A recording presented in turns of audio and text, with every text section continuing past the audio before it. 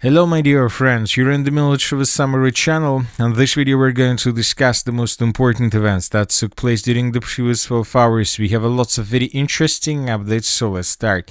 And first we're going to talk about the conflict on the territory of Ukraine, where during the previous 24 hours the armed forces of the Russian Federation finished the battle for the city of Kostiantynivka. During the previous 48 hours, pro-Russian sources published hundreds of videos and probably even thousands of episodes with Russian flags through the city of Kostiantynivka. Since the beginning of July, many videos were published on this match. The Russian flag was raised almost through the entire square kilometer of the city of Kostiantynivka, which means that most likely we should have no doubts about the Russian control over the settlement. At the same time, we see that pro-Ukrainian sources continue denying the Russian control over the city of Kostiantynivka. And for example, yesterday in the evening, the General Staff of Ukraine made a statement on this matter. The General Staff of the Ukrainian Armed Forces denied Putin's claim that Kostiantynivka had been captured. The agency stated that the city remains under the control of the Ukrainian Defense Forces, and Ukrainian units continue to hold positions in Kostiantynivka and on the approaches to it. This is a very important statement because basically the President of Ukraine, Zelensky, wants to have strong cards before the beginning of the NATO summit. The NATO summit is going to take place between the 7th and 8th of July of 2026, and of course Zelensky wants to come to this NATO summit with strong cards in his hands. The Russians right now we see have strong cards, and the city of Kostiantynivka is one of these strong cards. The Russians are tasked to make the situation when the Western countries and the European countries and the NATO countries, and the most important thing, the United States of America, would reduce military support of Ukraine during this NATO summit and will give Ukrainians less than it was promised or expected. So this is the thing the Russians are tasked for. And this is the reason why yesterday both the presidents of Russia and Ukraine had a conversation with the president of the United States of America. According to different sources, Trump and Zelensky spoke by phone on Saturday, and Zelensky later stated that there is a real opportunity to end this war and United States resolve will be decisive. We agreed to continue the conversation with President Trump during the NATO summit in Alaska. Zelensky will ask for more weapons and for more interceptors. The sources reported that currently the Ukrainians have huge problems with interceptors, and this is one of the reasons why Zelensky will try to get strong cards before the NATO summit. And the NATO summit will take place between the 7th and 8th of July, which means that there are still 2 days left before this event, which means that the next 48 hours are going to be critical and very important and decisive both for Russians and for the Ukrainians, because who has strong cards on the territory before and during the NATO summit, then this side will get more benefits from the results of this summit. Later, we received the report that the Russians also had a conversation between Trump and Putin. The Russian president congratulated his American counterparts on the 25th anniversary of the US independence, and highlights from Putin and Trump's new phone call on the conflict in Ukraine. Putin outlined to Trump the real picture on the battlefield, where Russian troops are advancing along the entire line of contact. Putin and Trump touched on Ukraine, including in the context of the US president's plan to attend the NATO summit. Putin emphasized the preference for a political and diplomatic settlement in Ukraine, but taking into account Russia's principled approaches. So this is the position of the president of the Russian Federation. Anyway, let's wait and see what is going to happen next. And despite the position of the president of the United States of America, one thing is clear: the European Union and the European countries will allocate additional funds for Ukraine, and as we discussed yesterday, NATO will allocate 70 billion euro to Ukraine at the Ankara summit, Euronews reports, and most likely we believe that the European countries will take obligations to allocate something similar in 2027. So anyway, despite the strong cards that the Russians have right now regarding the city of Kostiantynivka, one thing is clear: that the Ukrainians, Zelensky Ukraine, will receive additional funding. Now let's continue with Ukraine. During the previous 12 hours, according to the Ministry of Defense of Ukraine, the Russians used 129 drones to attack the territory of Ukraine. And as usually these days, the Russians continued attacking objects of energy, infrastructure, logistics, and so on. But as for this overnight attack, we have a lot of very interesting details worth attention. First of all, and the most important, is the Russians, for the first time probably since the beginning of the fuel war, began bombing and attacking gas stations in the central part of Ukraine. I would like to remind you that during the first part of the fuel war, the Russians destroyed and attacked many objects, lots of objects of fuel infrastructure. We're talking about gas stations through the Sumy and the Chernihiv region. So that was the first stage of the fuel war, and the Russians were tasked to force the Ukrainians to remove their launching sites from the northeastern parts of Ukraine as deep as possible. During the second phase of the fuel war, the Russians were attacking and destroying gas stations between the cities of Zaporizhzhia and Dnipro, and the Russians were attacking and destroying gas stations because the Ukrainians, using this territory as a launching site, were launching too many drones in the direction of the cities of Melitopol, Berdyansk, Mariupol, and those drones were attacking logistics of Russians there. So that is why the Russians were forced to destroy gas stations through this territory. Later, we received the report that the Russians began the third gas station war, the third phase of the gas station war, and the Russians began destroying and destruction of gas stations between the cities of Odesa-Mykolaiv, Dnipro, and Zaporizhzhia. And this stage hasn't been finished yet. The Russians continue.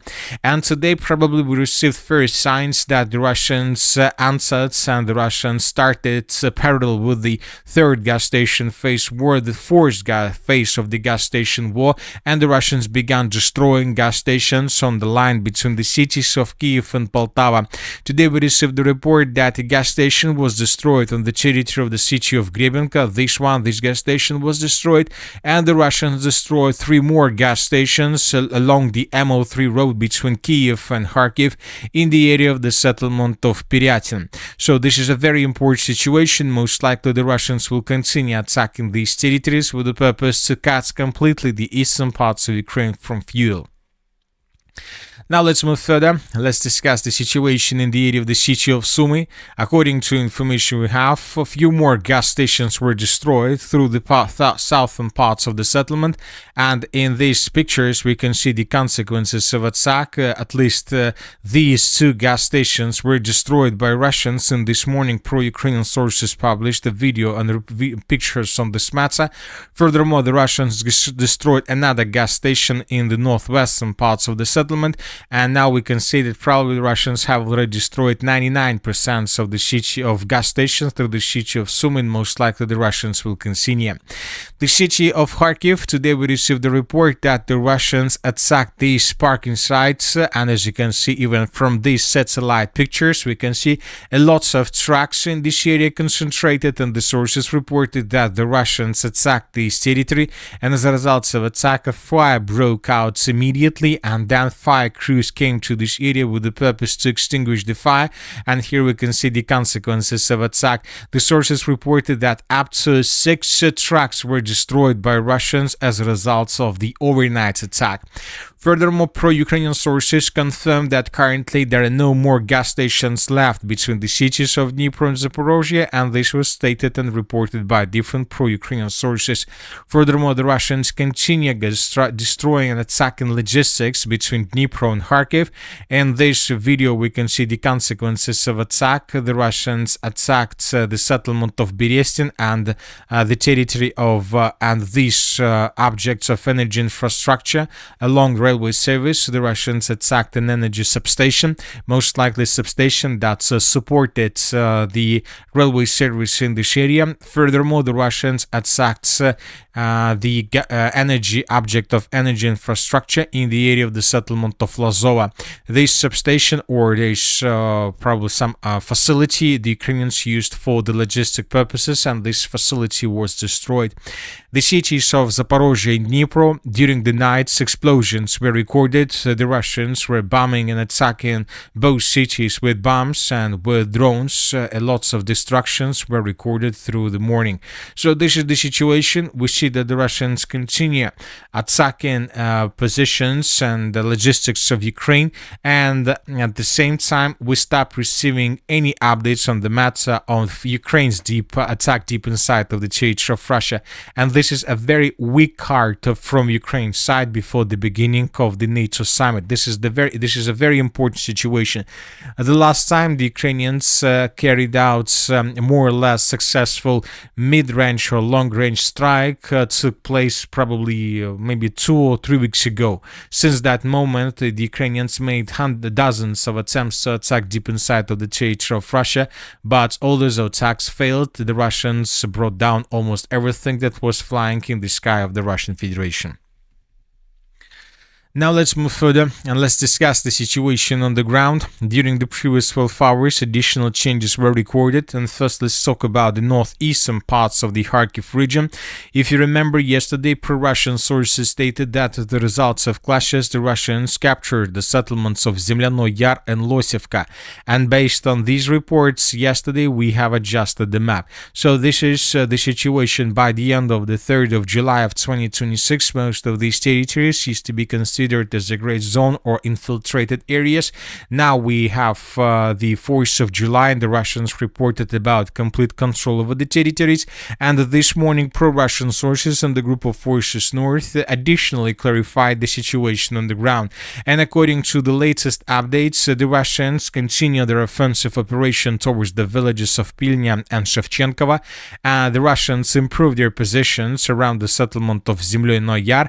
And as for the report published by the group of forces north, today the Russians, for the first time since the beginning of the battle in this direction, reported that the clashes right now take place on the territory of the settlements of Yurchenkove and Belyi Kolodiaz. So today the Russians confirmed that first Russian sabotage and reconnaissance groups most likely entered the northwestern parts of the settlement of Yurchenkove, and that the Russians entered the western parts of the settlement of Belyi Kolodiaz. So it seems that the Ukrainians will not be able to hold their positions for a very long period of time, and it seems that in coming 2 or 3 weeks the Ukrainians would be forced to fall back further, either in the southern or the southeastern directions. So the battle for the city of Belyi Kolodiaz and the settlement of Yurchenkove begins.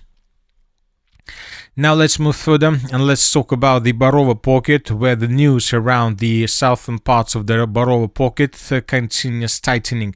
So these are the changes on the ground between the previous 4 days. So this is the end of the 1st of July of 2026. This is the end of the 2nd of July. This is the end of the 3rd of July. This is the end of the 4th of July, and this is the beginning of the 5th of July of 2026. The armed forces of the Russian Federation improved their position significantly through the Barove pocket. Pro-Russian sources published lots of videos where we can see Russian flags raised through the settlement of Shyikivka. The Russians continue offensive operation. It seems that the Russians are tasked first to finish the battle for the Barove pocket and then to finish the battle for the city of Lyman. Or the Russians will try to finish both battles at the same time. So now we can compare the situation through the river of Oskol between years. For example, this is the situation in the area of the river of Oskol on the July 1st of 2025. So this is how the map looked like a year ago, and here we can see, let's wait when the data loaded. So this is the situation by the beginning of the 1st of July of 2025. The Ukrainians had this northern Kupiansk pocket. The Ukrainians had a very strong foothold through the Barove pockets, and the Ukrainians had a very strong pocket through the Lyman area, and the Ukrainians controlled the city of Siversk a year ago. And this is the situation a year after. So on the 5th of July of 2026, and as you can see, the situation has improved significantly in the Russian favor. The Russians are about to finish the battle for the entire river of Oskol and to force the Ukrainians to fall back from the eastern bank to the western bank of the river. So the Russians continue battle for the Barove pockets, and it seems that due to the current configuration of the front line, Ukrainians would be forced to fall back from the southern Barove pockets by the end of the summer of 2026. As for the city of Lyman, during the previous 12 hours we received another video published by pro-Russian sources from the most southern parts of the settlement, and in this video we can see how the Russians continued fighting for the village, and here we can see the Russian soldier with the Russian flag. So this episode with the flag took place right exactly at this point.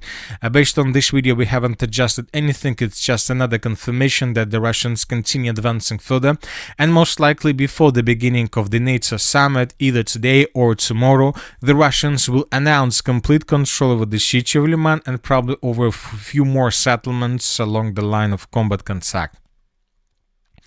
As for the Zaporizhzhia direction, during the previous 12 hours, no changes were recorded. So the Russians continue advancing, continue attacking positions of the armed forces of Ukraine, but as you can see, without significant changes on the ground. The same story and with the Dobropillia direction, the Russians continue attacking positions of the armed forces of Ukraine, but without changes on the ground. As for the changes on the ground, we had them yesterday. The Russians, if you remember, reported that the settlement of Shyikivka was captured by Russians, and a video was published on this matter. So the Russians continue offensive. We know right now that the Russians control the eastern parts of the city of Dobropillia, which means that during the July of 2026, the battle for the city of Dobropillia and the battle for the city of Alexievka-Drushkovka are going to be main battles of the conflict on the territory of Ukraine.